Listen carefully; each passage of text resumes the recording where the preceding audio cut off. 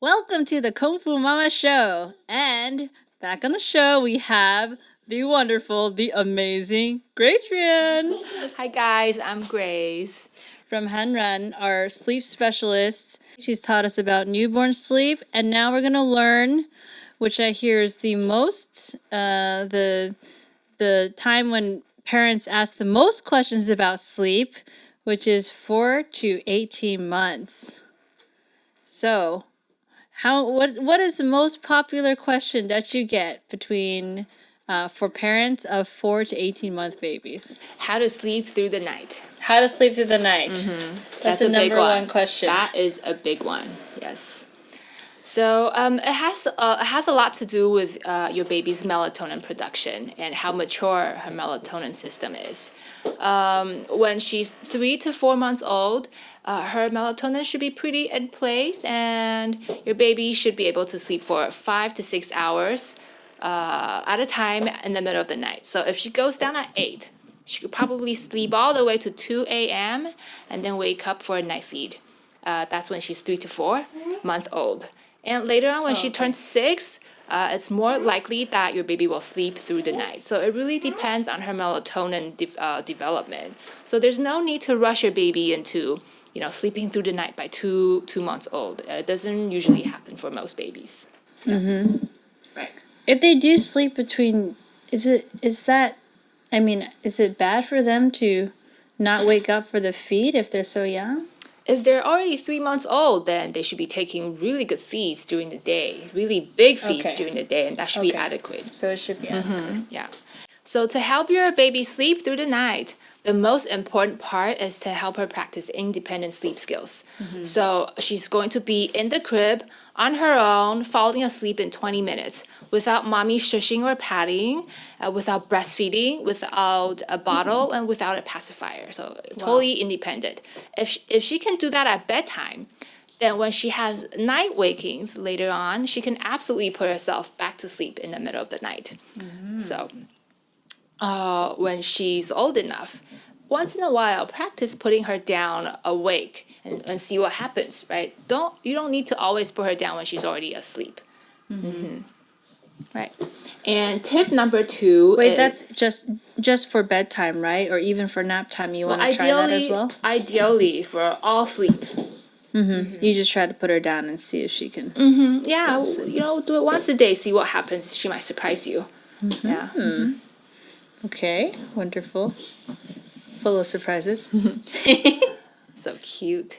All right, so tip number 2 is to have an early bedtime, especially for you guys. So let's talk about our hormones for a little bit. We all know that we have an internal body clock, and that's synced to the sun. When the sun is up, pretty much everyone wakes up and gets ready for work, right? And when the sun goes down, after a few hours, we get sleepy, and then we go to bed. So this is our circadian rhythm. This is our internal body clock, and it's synced to the sun. So what happens if we are sleeping out of sync to the sun, meaning we're sleeping like a vampire, sleeping during the day and waking up at night? Then it's not the best sleeping schedule for little kids. And then another thing is I want to talk a little bit about our awake hormone. It's called the cortisol. When we wake up in the morning, our cortisol peaks, and that's when we're the most alert. And throughout the day, it's going to fluctuate downwards. And from around 6 to 8 p.m., cortisol level, awake hormone, is going to be very low. And so that's why it's a very good time to put your child down for night sleep. And at the same time, at 6 p.m., the sun's going to go down, right? So when the sun goes down, our body gets that there's no more sun, and it's probably time for bed. And then our body starts to produce melatonin, which is a sleep hormone. So from 6 p.m. to 8 p.m., our melatonin is going to go up like this, right? So awake hormone is low, sleep hormone is high. So it's the easiest time to put your child down for sleep. Is there a certain threshold that if they don't get to sleep by that time, it'll be harder and harder and harder? Yes. So if your child falls asleep after 9, the sleep quality is going to be not so good. So now I want to talk a little bit about late bedtime. So what happens if she misses her regular bedtime, say? Usually kids, a baby's bedtime is usually 7 p.m., right, or 7:30. So what happens if it's already 9, like it's Chinese New Year's Eve or it's Christmas, right? So she misses her bedtime. What's going to happen?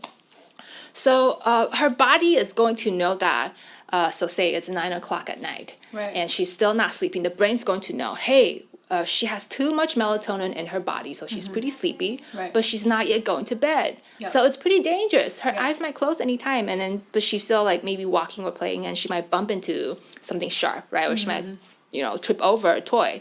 So to keep her safe and to keep her body functioning normally, our body is going to pump a lot of awake hormone into our body. So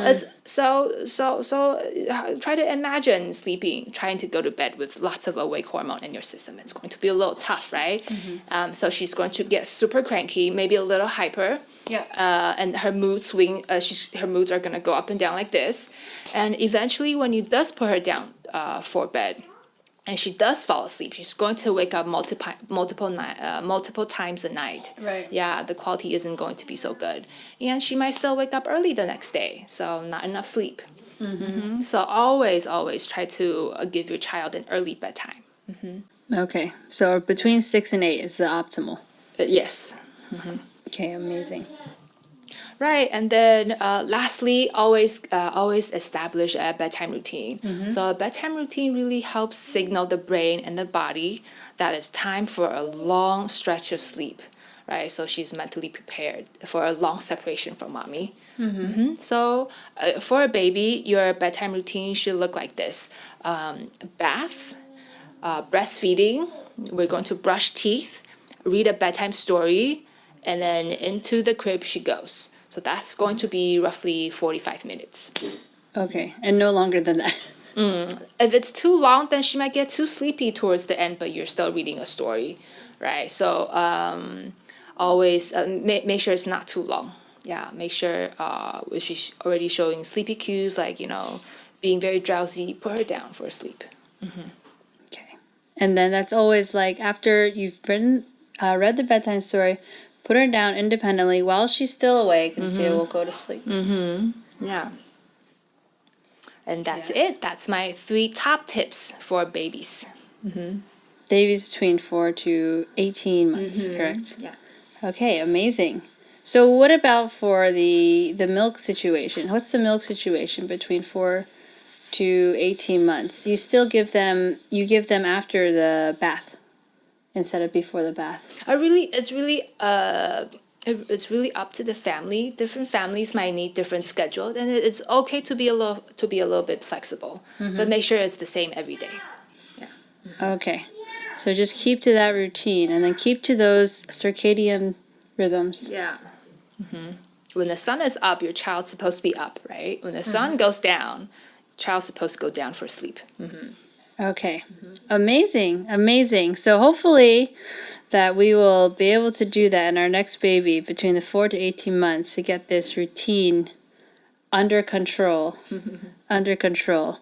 And just before you go, I want to know about your most unique sleep consultation.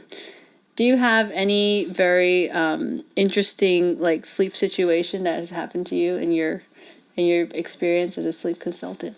Every family is a little different, and every baby's different. Some babies like to eat a lot, but a light sleeper. Some babies love to play, but doesn't want to sleep, right? So every child's a little different, and I'll work towards the baby's needs, and customize plans and strategies around your family and baby.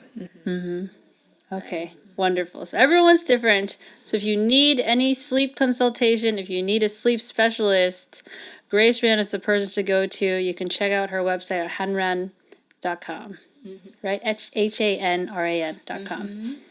Okay, wonderful. So thank you so much for joining us again with this wonderful gems of information. We are super delighted and super thankful for all that you've told us and taught us. So thank you. Thank you for having me, Sarah. Yay.